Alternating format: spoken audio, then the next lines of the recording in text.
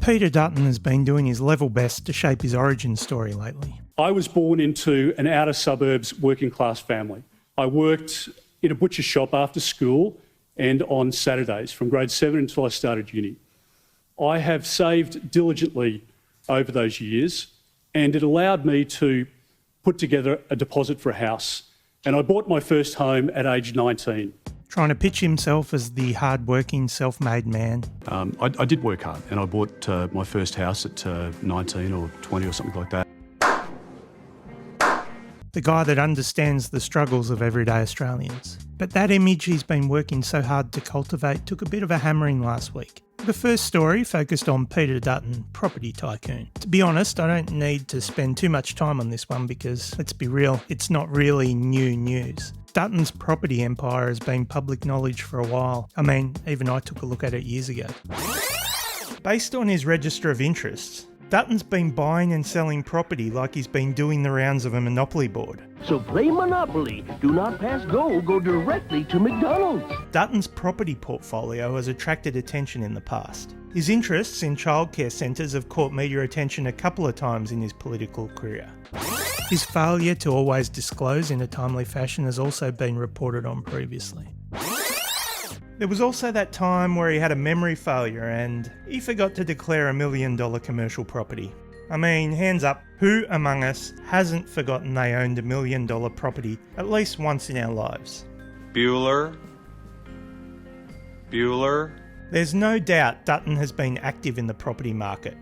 But when you're handed the directorship of the family trust at the age of 22, you can hardly describe yourself as a self-made man. Can you?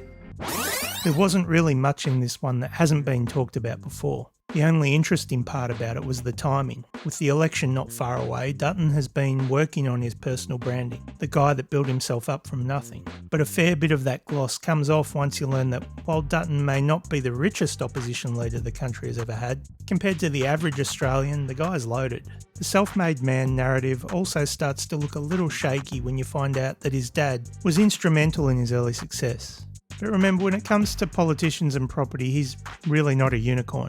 Trawl through the register of interests of any number of Labor, Coalition, Greens and independent politicians, and you'll find that there are a lot of them sitting on huge property portfolios and squirreling away their wealth behind family trusts to shield their buying and selling of property and other assets from the public eye, not to mention scoring the tax benefits a trust can provide.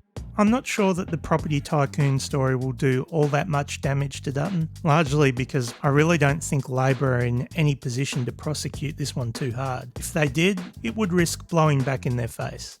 I mean, there will be people keen to point out that now that he's taking a run at the top job, Peter Dutton has actually been selling off his property portfolio, whereas Elbow has been shopping for a multi-million-dollar retirement pad. Then again, I'm probably way too cynical. But for me, I find the stink bomb around the opposition leader's share trading history during the global financial crisis to be a little bit more interesting. News.com.au broke the story on the 25th of February that Peter Dutton had been involved in, as Labor put it, highly unusual share trading during the global financial crisis.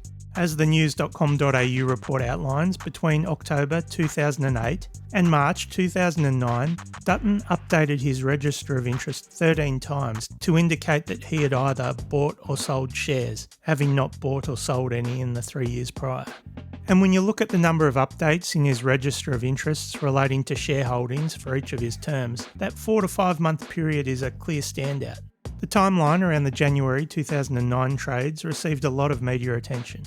On the 23rd of January 2009, Dutton declared that he had purchased Commonwealth Bank, National Australia Bank and Westpac shares, which was coincidentally the day that all three companies experienced record low share prices. How fortunate. The following day, the Rudd government announced a $4 billion bailout package, which, while it ultimately did not go ahead, the announcement in itself was enough to send the share prices back up.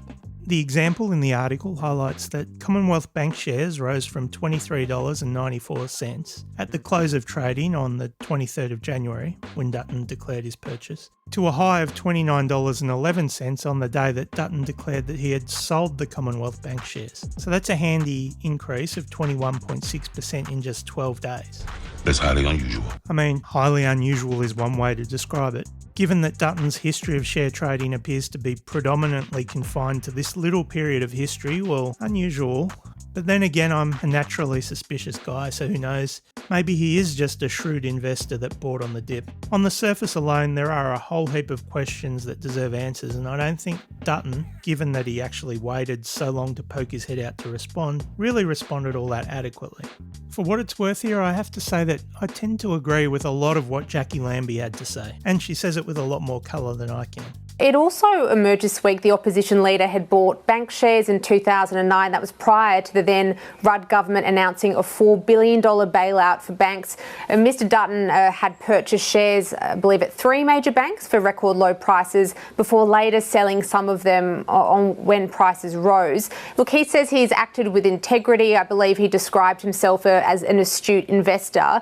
In your opinion, are there more questions to answer on this? Yes, there are more questions to answer on this.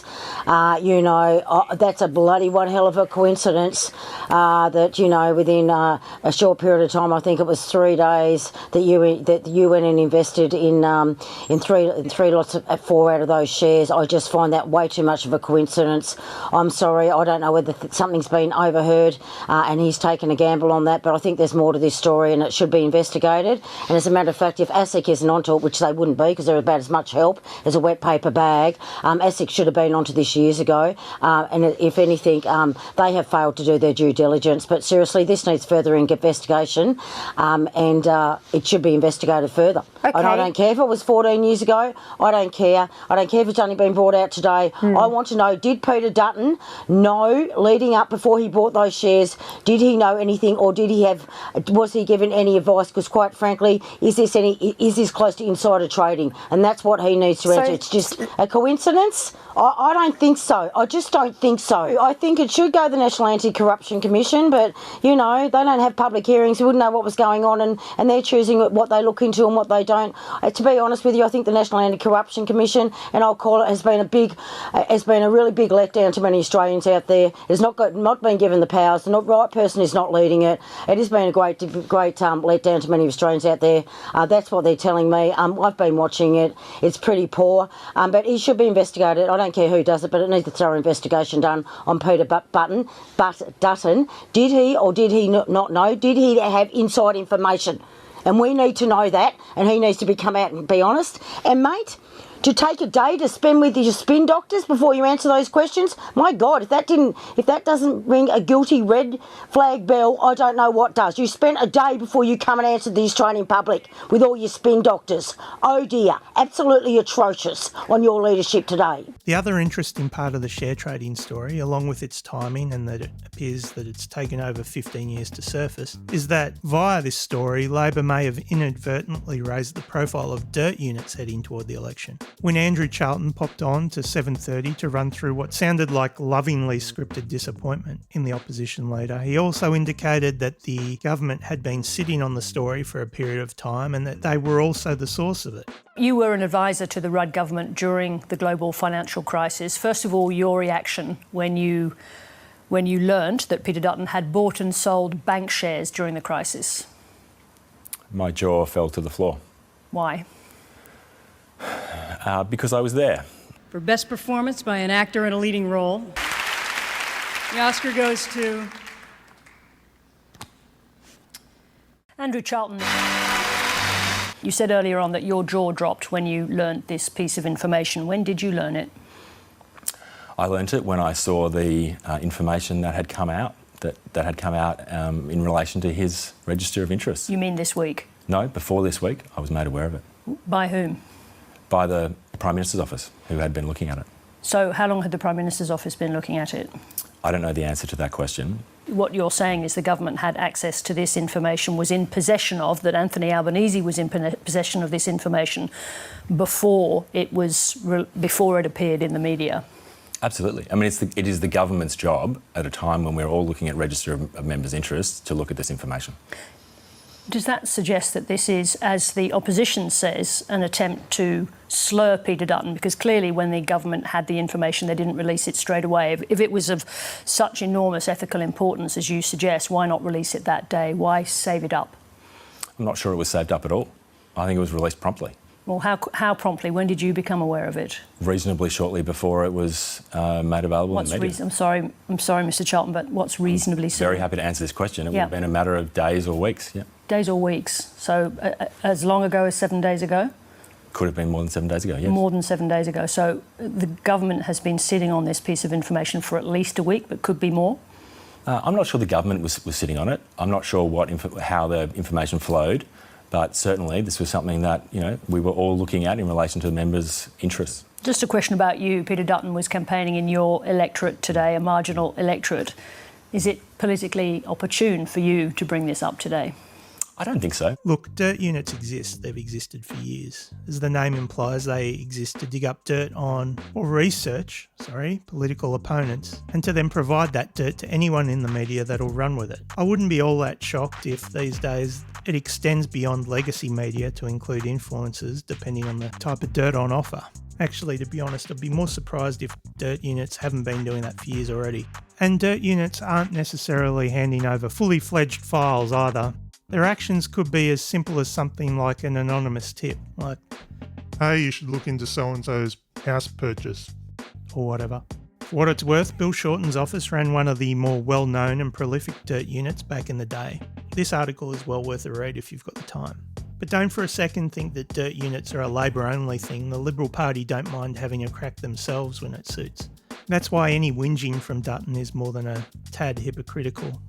One thing that the Peter Dutton share trader story did remind me about, though, is that I think there is a flaw in the existing declaration process in that on their register of interests, politicians are only required to declare if they have bought and sold shares.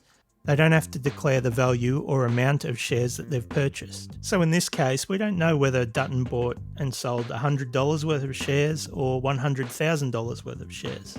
Overall, these two stories, the property one and the share one, they got me thinking about politicians and their own interests. And I keep coming back to the number of properties owned by our politicians.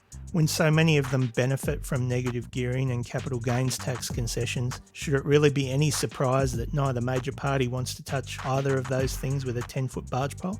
Is it time that, as a condition of taking a seat in Parliament, politicians need to divest themselves of their investments? Should politicians be allowed to buy and sell shares whilst being a member of Parliament? Should politicians be allowed to hide their investments behind various trusts? All questions worth asking, but I've gone off on a bit of a tangent. So to close this one out, how much damage these stories do to Peter Dutton in the long term remain to be seen. But if nothing else, they serve as another reminder that this election could be one of the dirtier ones in recent memory. So strap yourself in.